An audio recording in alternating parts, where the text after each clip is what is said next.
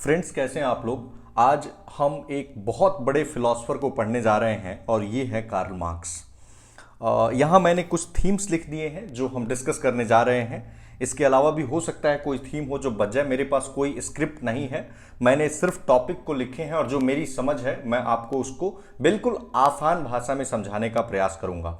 अगर आपसे कोई पूछे कि बताइए सबसे बड़ा फिलोसफर कौन है, आप आंख मूंद करके कार्ल मार्क्स का नाम ले सकते हैं। मेरे से इंटरव्यू में भी पूछा गया फेवरेट फिलोसोफर 2 का नाम बताना था, उसमें मैंने कार्ल मार्क्स का नाम इंक्लूड किया। हालांकि जब इंटरव्यू में प्रश्न पूछा जाए या कहीं भी आंसर लिखें तो एक पक्ष आप नहीं दीजिएगा, आप दोनों पक्षों को उजागर करेंगे कि कार्ल मार्क्स की थ्योरी कैसे एक यूटोपियन रह गई या आइडियलिस्ट टाइप की रह गई, ये भी आपको बताना होता है। ये लेसन मतलब मैं कहूंगा कि अगर आप स्टूडेंट लाइफ में हैं और आपने कार्ल मार्क्स को नहीं समझा तो आपका पूरा स्टूडेंट लाइफ व्यर्थ रह गया। ये मेरा पर्सनल अंडरस्टैंडिंग है, क्योंकि कार्ल मार्क्स को समझे बिना आप समाज के उस हाशिए पे जो वर्ग है आप उसकी कंसर्न को नहीं समझते हैं। देखिए, एक फेमस बात कही गई है कि कार्ल मार्क्स के पहले जितने फिलोसोफर हुए they tried to interpret the world. उन्होंने सिर्फ दुनिया कैसी है, चाहे वो प्लेटो हो या फिर अरस्तु हो, कैसा दुनिया है, they tried to interpret the world. But Karl Marx was the first person who tried to change the world, जिन्होंने दुनिया को परिवर्तित करने का प्रयास किया। तो आइए हम देखते हैं कि कार्ल मार्क्स के बारे में क्या क्या हम पढ़ सकते हैं। कार्ल मार्क्स का सबसे पहले हम पढ़ेंगे कि पर्पस, वो क्या लिखना चाहते हैं, कार्ल मार्क्स क्या कहना चाहते हैं, हमें क्या संदेश देना चाहते हैं, किन किताबों के माध्यम से वो संदेश देना चाहते हैं और उनका इन्फ्लुएंस मतलब उन पे किन किन व्यक्तियों का इन्फ्लुएंस रहता है, जैसे कि यूटोपियन सोशलिस्ट जैसे Saint Simon, Charles Fourier, Robert Owen, या फिर फ्रेडरिक जो हीगल है, जॉर्ज विल्हेल्म फ्रेडरिक हीगल, या फिर फेउरबाच, या फिर रिकार्डो। इनका क्या क्या इन्फ्लुएंसेस होता है। फिर class struggle and the role of the violence. Marx कहते हैं violence is the midwife of change and there is no birth without blood shed. ये मार्क्स का कोट है और ये आपको एक्सप्लेन करने को आ सकता है। Then we will understand the historical materialism, dialectical materialism. What is the opinion of Marx on religion? धर्म के बारे में मार्क्स का क्या कहना है। Theory of alienation, आदमी कैसे estrangement कैसे हो जाता है और alienation कितने लेवल पे जाकर के होता है, ये हम देखेंगे। स्टेट को पढ़ेंगे कि मार्क्स राज्य के बारे में क्या कहते हैं, राज्य के बारे में उनका पॉजिटिव ओपिनियन है, नेगेटिव ओपिनियन है। Then what is his opinion about the private property and how Lenin applied the Marxist theory in the Tsarist Russia to change the Tsarist Russia, and Russian Revolution was there. And then we'll come to understand about the relevance, the current relevance of the Marxist theory. And also we can add one more thing, छूट गया जो यहाँ पे, जो Asia के sense में Asiatic mode of production हम कहते हैं, ठीक है। तो ये हमारा एक ब्रीफ हमने एक आउटलाइन आपको दे दिया है। आप थोड़ा सा पेशेंस मेंटेन करेंगे, I will not take much of your time and we'll quickly understand these things. Now, first come first, purpose of writing Marx. देखिए, मार्क्स जो है, अभी हमने कहा कि he tried to change the world. वो खुश नहीं थे जिस तरह की जो capitalist society. Marks 19th century की हम बात कर रहे हैं, 19th सेंचुरी 1818 टू 1883। तो कार्ल मार्क्स जिस तरह की कैपिटलिज्म था उससे खुश नहीं थे। इंडस्ट्रियल सोसाइटी को ही thought it could be organized on better lines. जो वर्कर्स थे, मजदूरों का शोषण हो रहा था और कार्ल मार्क्स ये नहीं चाहते थे कि मजदूरों का शोषण हो। उनका मानना था कि सोसाइटी हमेशा से क्लासेस में बटी रही है और एक क्लास का हमेशा शोषण एक क्लास करता रहा है। जो माइनॉरिटी क्लास है वो शोषण करता रहा है मेजॉरिटी क्लास का, और यही चेंज करना चाहते थे मार्क्स। तो आप इतना समझ जाइए कि कार्ल मार्क्स का पर्पस था कि एक स्टेटलेस और एक क्लासलेस सोसाइटी को गठन करना, जिसमें ना ही स्टेट हो और ना ही क्लास हो। अगर आप इंटरव्यू में जाएंगे और आपसे अगर पूछा जाए कि क्या आप स्टेटलेस सोसाइटी को प्रमोट करते हैं, यू विल से नो, नहीं सर, हम स्टेटलेस सोसाइटी नहीं चाहते हैं। लेकिन मार्क्स का जो कंसर्न था वो भी गलत नहीं है, ये भी आपको कहना है। एंड क्लासलेस सोसाइटी, देखिए क्लासलेस सोसाइटी इन रियलिटी अगर आपसे पूछा जाए कि क्या ये संभव है, तो ये संभव नहीं है। बट अगेन हम कहते हैं ना कि जस्टिस क्या हो रहा है अभी, एग्जैक्ट जस्टिस तो नहीं है ना समाज में, बट फिर भी हम जस्टिस के लिए ट्राई करते हैं। The same thing applies here with the classless society. ये एक यूटोपियन कॉन्सेप्ट है जिसके हम जितना करीब पहुंचेंगे उतना ही अच्छा होगा। अडानी अंबानी का हम एग्जांपल देंगे आपको। देखिए, पर्पस हमने देख लिया। जो बुक्स मार्क्स ने लिखी आपने पढ़ा होगा, Das Kapital, communist manifesto, economic and philosophic manuscript. जो यंग मार्क्स हैं, इकोनॉमिक एंड फिलोसॉफिक मैन्युस्क्रिप्ट, इसमें थ्योरी ऑफ एलिनेशन को बताया गया है। फिर बाद में इनकी जो किताबें छपी उसमें थी जर्मन इडियोलॉजी या आइडियोलॉजी कहें। फिर इनकी किताबों में थी कम्युनिस्ट मैनिफेस्टो। जब मैं कॉलेज में था लोग कम्युनिस्ट मैनिफेस्टो लेके घूमते थे। ठीक है, ये कुछ किताबें रही हैं मार्क्स की और इन पे हम बात करेंगे। इन्फ्लुएंसेस आप जान लीजिए किन लोगों ने मार्क्स को प्रभावित किया। सबसे पहले मार्क्स जो है आपको पता होना चाहिए कि वो सोशलिस्ट लोगों से प्रभावित थे, लेकिन एट द सेम टाइम वो यूटोपियन सोशलिस्ट से एग्री नहीं करते हैं, जिनका हमने नाम लिया रॉबर्ट ओवेन, सेंट साइमन या चार्ल्स फूरियर। ये लोग कहते थे कि हम चेंज ऑफ द हार्ट, जैसे गांधी जी कहते थे ना कि जो अपर कास्ट हैं उनके हृदय में परिवर्तन हम ला देंगे और जो अनटचेबिलिटी की सिस्टम है वो खत्म हो जाएगी। और यहीं पे जो बाबा साहेब अंबेडकर हैं वो कहते थे ऐसा नहीं होगा। सेम यहां पे अंबेडकर जी के जगह पे कार्ल मार्क्स हो गए हैं और गांधी जी के जगह पे यूटोपियन सोशलिस्ट हो गए हैं। वो कहते हैं कि आपको समझ नहीं है कि जिस तरह से सिस्टम काम करता है। और कार्ल मार्क्स अपने थ्योरी को कहते हैं प्रैक्सिस।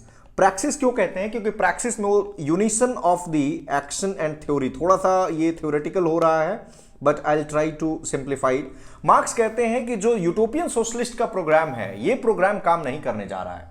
तो कौन सा प्रोग्राम काम करेगा? इनका काम करेगा। और ये अपने थ्योरी को कहते हैं कि इनका जो थ्योरी ऑफ सोशलिज्म है वो साइंटिफिक सोशलिज्म है because it is based on the practice.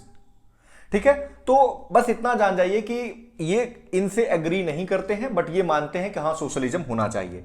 दूसरे नंबर पे आते हैं हेगेल। हेगेल जब भी आप पढ़ेंगे तो आप पढ़ेंगे डायलेक्टिक्स। डायलेक्टिक्स की जब शुरुआत की आप बात करेंगे तो वो आता है सॉक्रेटिस से। सॉक्रेटिस ने डायलेक्टिक्स का क्यों यूज किया? क्योंकि वो ट्रुथ तक पहुंचना चाहते थे। और डायलेक्टिक्स में जब आप पढ़ेंगे हेगेल का डायलेक्टिक्स तो डायलेक्टिकल आइडियलिज्म की बात करेंगे। डायलेक्टिकल आइडियलिज्म में क्या होगा? एक तरफ आएगा थीसिस यानी एक आइडिया, इस आइडिया को काटेगा दूसरा आइडिया तो उसे हम कहेंगे एंटीथीसिस, और इसको जो नया आइडिया इन दोनों से मिल करके बनेगा तो उसको हम कहेंगे सिंथेसिस।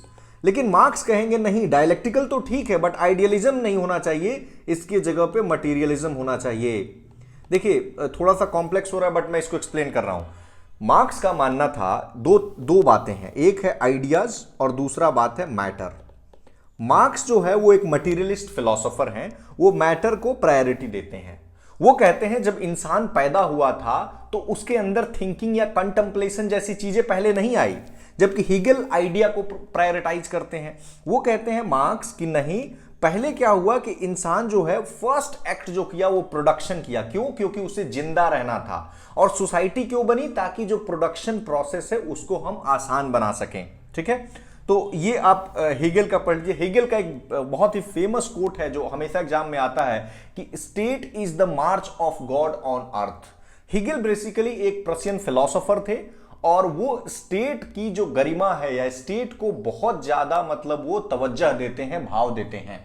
जबकि मार्क्स इसके उलट कहते हैं कि state is the executive committee of the बुर्जुआ class या फिर capitalist class. State is the source of exploitation.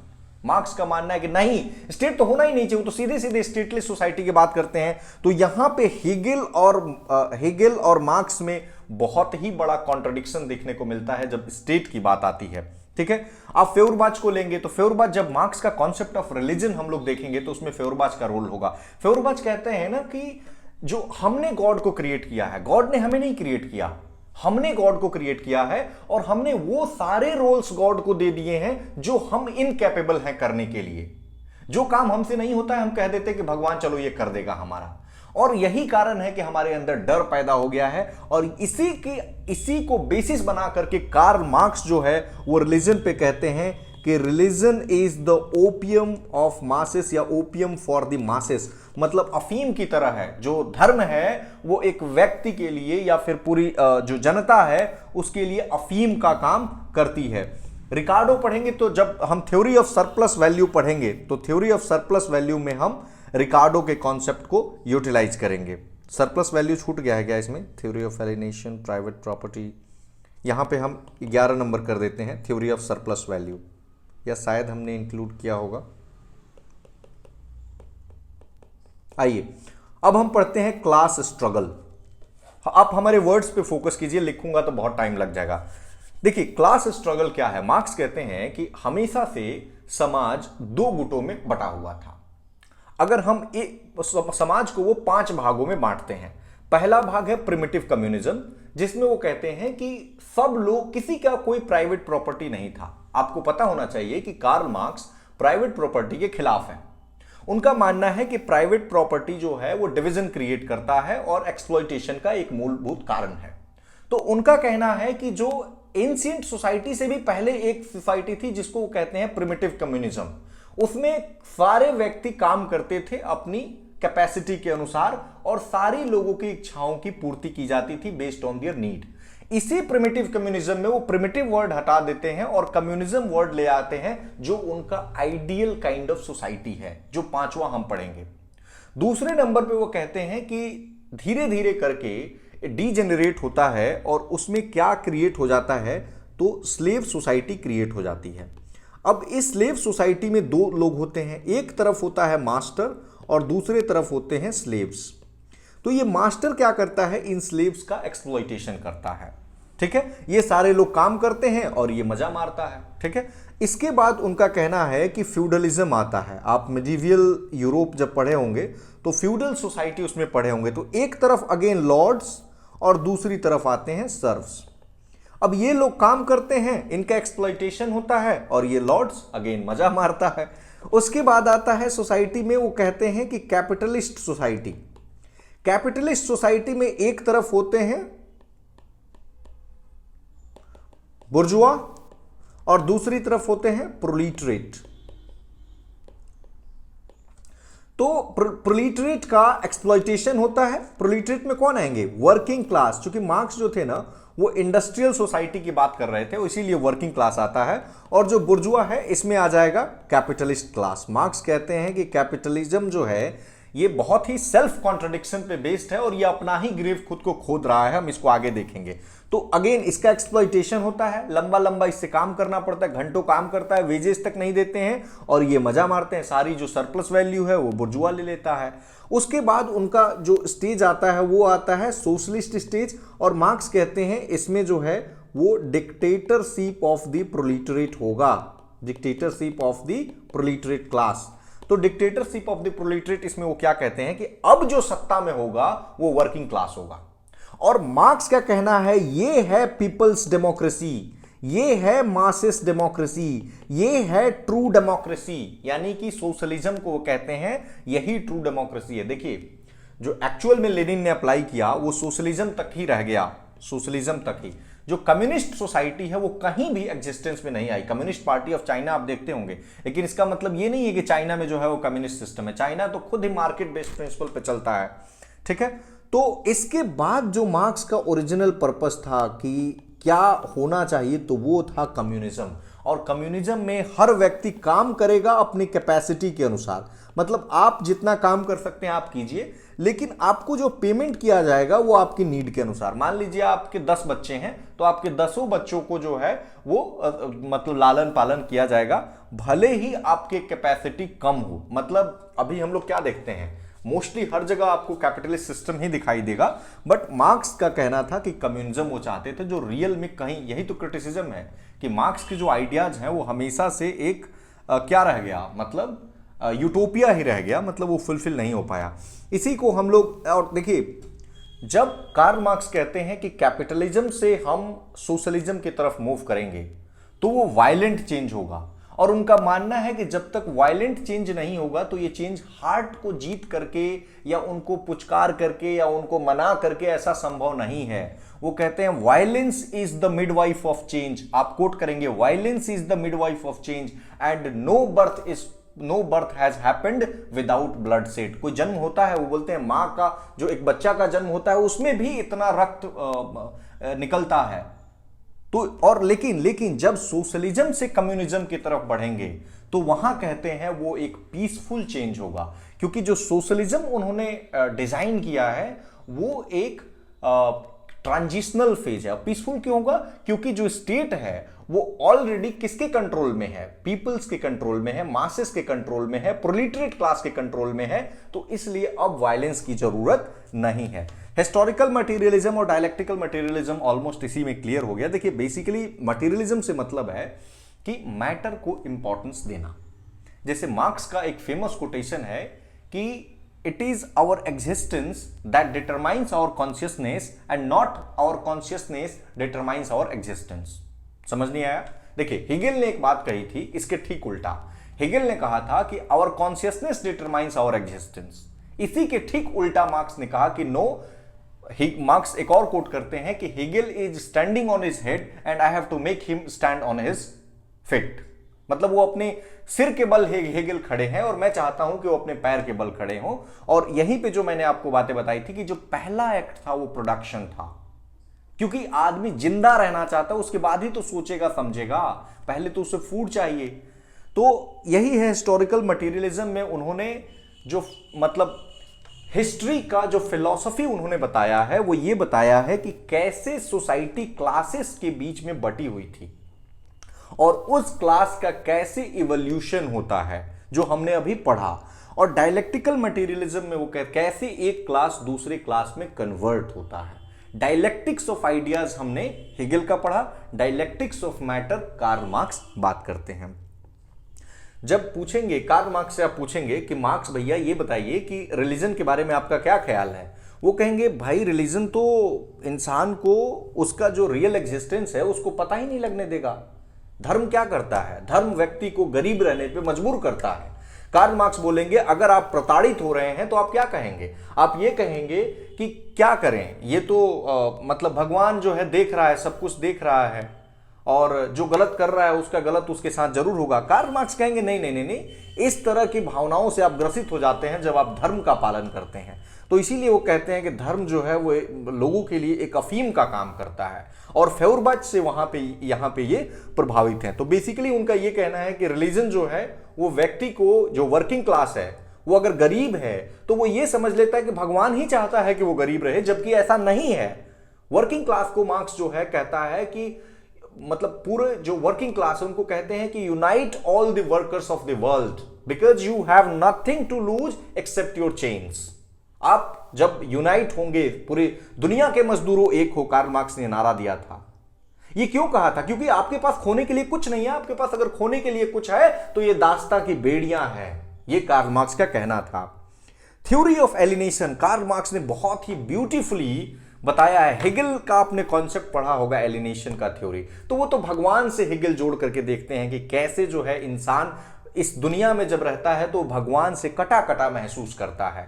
और हेगेल कहते हैं कि जब एक स्टेट का निर्माण हो जाएगा, एक राज्य का निर्माण हो जाएगा और लोग उस राज्य के नियमों का पालन करेंगे तो यहां पे एलिनेशन आकर के खत्म हो जाता है और भगवान से कनेक्ट होने लगता है। मतलब वो कहते हैं ना कि state is the March of God on earth, इसीलिए हेगेल ऐसा उन्होंने अब ऐसी बात कही है। लेकिन इसके उलट कार्ल मार्क्स ने कहा है कि नहीं, ऐसा नहीं है। कार्ल मार्क्स का कहना है कि 4 लेवल पे इंसान जो है वो एलिनेट होता है।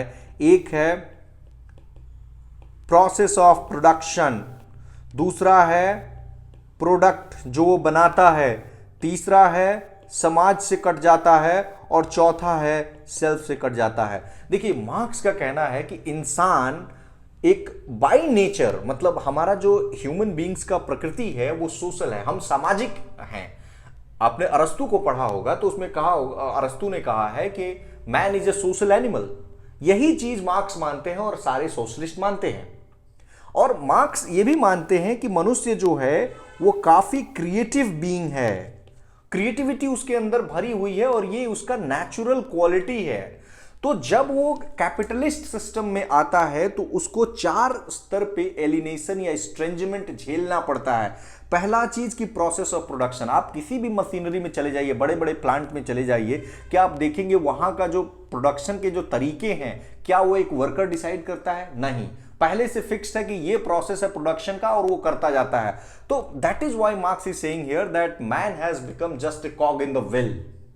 और वो कुछ नहीं कर पा रहा है। वो आया है, ये काम है, इतना नट बोल्ट बनाना है, वो बनाए जा रहा है, बनाए जा रहा है, बनाए जा रहा है, ठीक है। उसकी कुछ क्रिएटिविटी उसमें झलक नहीं रही है। दूसरा है कि आदमी क्या बनाए, जैसे आप एक कुम्हार को देखे होंगे, वो एक घड़ा बनाता है तो उसमें उसकी क्रिएटिविटी झलकती है, लेकिन मशीनों में ये नहीं होता है, कार्ल मार्क्स कहते हैं। और वर्कर जो है वो सिर्फ एक प्रोडक्ट बना रहा है और उस प्रोडक्ट से वो एसोसिएट नहीं कर पा रहा है खुद को। जैसे मान लीजिए कि एक मजदूर एक नट बनाता है, केवल नट बोल्ट बनाता है, और हर जगह स्पेशलाइज्ड प्रोडक्शन हो गया है, और कोई कार का कुछ अदर पार्ट, टायर कहीं और से आ रहा है और फाइनली जाकर के कार बन रही है। सपोज कीजिए कार्ल मार्क्स का कहना है कि अगर पूरा मजदूर मिल करके, एक मजदूर भले ही कितना दिन लगाता लेकिन एक कार बनाता, तो उसकी देखिए क्रिटिसिज्म इसका भी है, बट कार्ल मार्क्स का जो आर्गुमेंट है हम वो दे रहे हैं, तो वो प्रोडक्ट से पता ही नहीं लग रहा है कि उसका प्रोडक्ट है क्या, वो तो सिर्फ नट बोल्ट बना रहा है। तीसरा है कि समाज से कट जाता है। समाज से क्यों कट जाता है? क्योंकि उसके पास 18-18 घंटे, 16-16 घंटे काम जो है ये कैपिटलिस्ट लोग उससे करवा रहे हैं। उसके पास समय ही नहीं है कि जो सोशल गैदरिंग्स है उसमें वो पार्टिसिपेट कर पाए। शहर की जो धूल धक्कड़ वाली जिंदगी है वो उसमें अपनी जिंदगी काट रहा है, और आखिरी बार जब वो अपनी प्रोडक्शन प्रोसेस से, प्रोडक्ट से, सोसाइटी से, सारी चीजों से कट जाता है, तो अंत में वो खुद से कट जाता है। सोचिए इससे दयनीय स्थिति क्या हो सकती है। ये बताया है कार्ल मार्क्स ने थ्योरी ऑफ एलिनेशन में। इसके बाद यहां पे इसी से रिलेटेड अगर हम थ्योरी ऑफ सरप्लस वैल्यू को पढ़ें, तो सरप्लस वैल्यू का मतलब क्या होता है?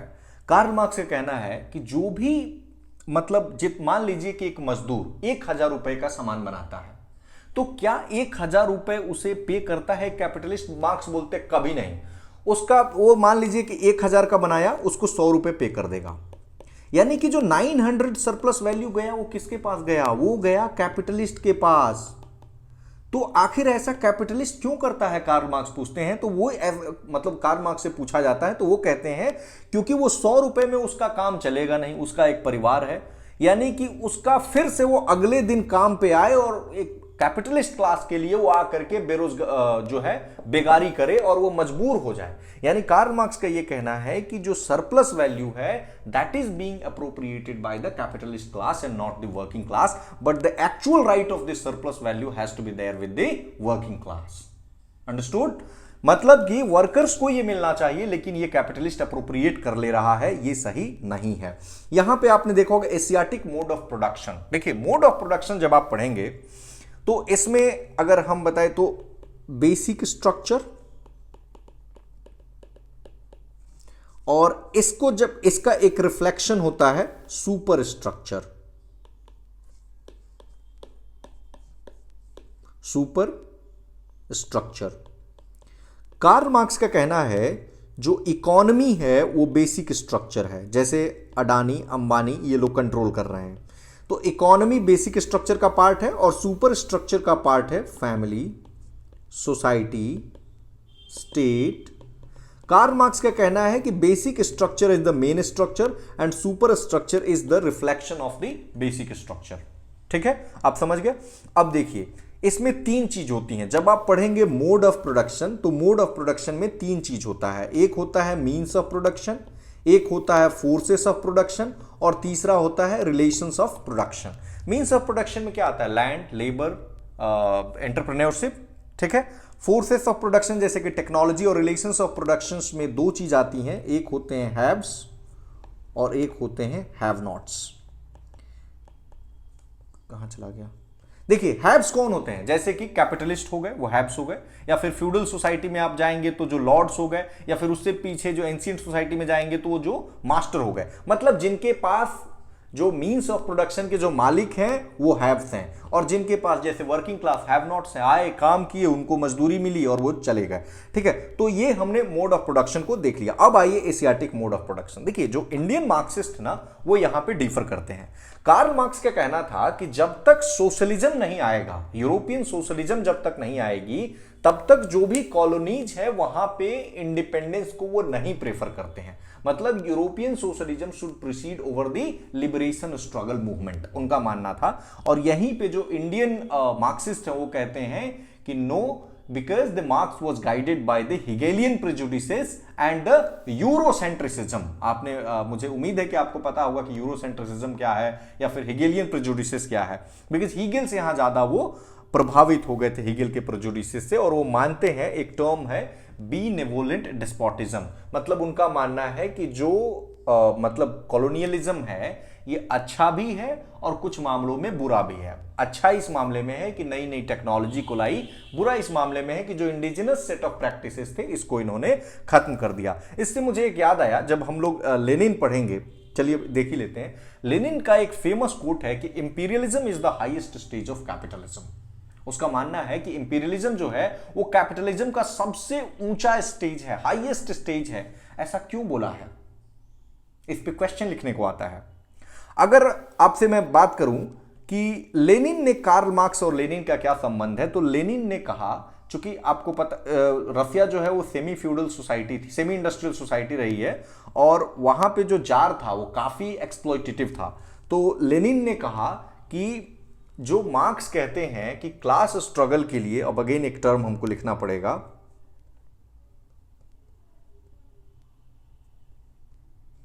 कि class in itself and class for itself, ठीक है। मार्क्स कहते हैं कि देखिए, जब मजदूर वर्ग एक साथ जमा होगा और धीरे धीरे उस पर अत्याचार बढ़ता जाएगा, तो उसको लगेगा कि हाँ अत्याचार उस पर बढ़ता जा रहा है, और उसे मार्क्स फेवर करते हैं इस बात को कि वो खुद से रियलाइज करे कि हाँ उस पर अत्याचार बहुत ज्यादा बढ़ गया है, और तब वो वायलेंटली रिवोल्ट करे। और जब वो उसको ये समझ आ जाएगी कि उसको बहुत ज्यादा अत्याचार का सामना करना पड़ रहा है, तो वो जो क्लास इन इटसेल्फ था वो क्लास फॉर इटसेल्फ हो जाता है। यहीं पे लेनिन कहते हैं देखिए इसमें बहुत ज्यादा समय लग जाएगा, और इतना समय है नहीं। तो इसके लिए ये कहते हैं जो कम्युनिस्ट पार्टी है ये क्या काम करेगी, this will act as vanguard of revolution. ये उस टाइम ड्यूरेशन को शॉर्टन कर देगी और रेवोल्यूशन हो जाएगा। तो कम्युनिस्ट पार्टी के रोल को यहां सेंट्रल ये मानते हैं। प्राइवेट प्रॉपर्टी पे आपको पता है कार्ल मार्क्स कहते हैं नहीं, किसी के पास प्राइवेट प्रॉपर्टी नहीं होना चाहिए, और सारे एक क्लासलेस सोसाइटी का निर्माण होना चाहिए। स्टेट के बारे में हमने देख लिया है कि कार्ल मार्क्स बोलते हैं कि देखिए भैया, जो स्टेट है वो बहुत ज्यादा शोषण करता है, और ये जैसे कि अगर पूछेंगे कि बताइए जो मोदी जी हैं, या फिर वो तो चलिए गवर्नमेंट के पार्ट हो गए, जो स्टेट है वो क्या एक्सप्लॉइटेटिव है, तो बोलेंगे कि मोदी जो है वो अडानी के कहने पे काम कर रहे हैं। ये मतलब जो राहुल गांधी जी कहते हैं कि इनके कुछ फ्रेंड्स हैं, बिजनेसमैन वाले फ्रेंड्स हैं, तो कार्ल मार्क्स भी वही बात कह देंगे। लेकिन ऐसा नहीं है कि जब राहुल गांधी सत्ता में आएंगे तो वो ये बात नहीं कहेंगे, तब भी वही बात कहेंगे। कुल मिला के ये है कि वो कहते हैं कि state is an exploitative institution and state is the executive committee of the बुर्जुआ class या फिर कैपिटलिस्ट क्लास, ठीक है। स्टेट कभी भी जनता के हित में काम नहीं करेगा, इसलिए हमें एक स्टेटलेस सोसाइटी का निर्माण करना होगा, और उसके लिए हमने बताया कि जो ट्रांजिशनल फेज होगा वो सोशलिज्म होगा, जिसमें जो वर्किंग क्लास होगा वो पावर में होगा, जो पीपल्स डेमोक्रेसी होगा, और फाइनली एक जो कम्युनिस्ट सोसाइटी का निर्माण होगा जो स्टेटलेस सोसाइटी होगा, और छोटे छोटे कम्यून्स होंगे। That will be a kind of anarchic society जो गांधी बात करते हैं, ठीक है। लास्ट हमारा बच जाता है कि रेलेवेंस। आइए हम देख लेते हैं कि क्या करंट का रेलेवेंस है। ऑक्सफैम का इनइक्वालिटी रिपोर्ट आपने देखा होगा, कितनी ज्यादा इनइक्वालिटी बढ़ती जा रही है, तो इसको आप जरूर लिखेंगे कि ऑक्सफैम की इनइक्वालिटी रिपोर्ट क्या कहती है। अडानी जो है वो एक बार तो दूसरे नंबर पे आ गए थे, मतलब वर्ल्ड के तीसरे धनी व्यक्ति पहुंच गए हैं। उनकी संपत्ति में पिछले 8 सालों में कई गुना ज्यादा जो है वो ग्रोथ हुआ है, तो आप इसको लिख सकते हैं। और एलपीजी जो ग्लोबलाइजेशन है, प्राइवेटाइजेशन है, लिबरलाइजेशन है, इससे किस तरह की इनइक्वालिटीज प्रमोट हुई हैं, आप इसको लिखेंगे। लैंड रिफॉर्म्स, आपने देखा होगा हमारे देश में लैंड रिफॉर्म्स की क्यों जरूरत पड़ी, क्योंकि कुछ सेक्शंस के पास मेजॉरिटी लैंड थे और मेजॉरिटी लोगों के पास कोई लैंड नहीं था। अगेन मार्क्स का जो कॉन्सेप्ट है haves and the have nots become very important है, और लैंड रिफॉर्म्स को successfully except West Bengal and Kerala नहीं एग्जीक्यूट कर पाया गया, वहां भी पार्शियली ही सक्सेसफुल हो पाया। वो बात अलग है कि क्यों नहीं सक्सेसफुल हो पाया, उसके लिए पॉलिटिकल जो लीडरशिप कहेंगे या पॉलिटिकल विल पावर कहेंगे या फिर ब्यूरोक्रेटिक अपैथी कहेंगे, वो इंडिफरेंट एटीट्यूड टुवर्ड्स द जो indifferent attitude of the bureaucracy towards the apathy towards the sufferings of the masses, इस तरह से आप लिखेंगे तो वो था। तो मार्क्स को कई मायनों में आप रेलेवेंट दिखा सकते हैं। फ्रेंड्स, आई होप कि हमने एक ब्रीफ ओवरव्यू देने का कोशिश किया है कार्ल मार्क्स को, और इसके बाद हम कुछ और लेक्चर्स को लेंगे। धन्यवाद।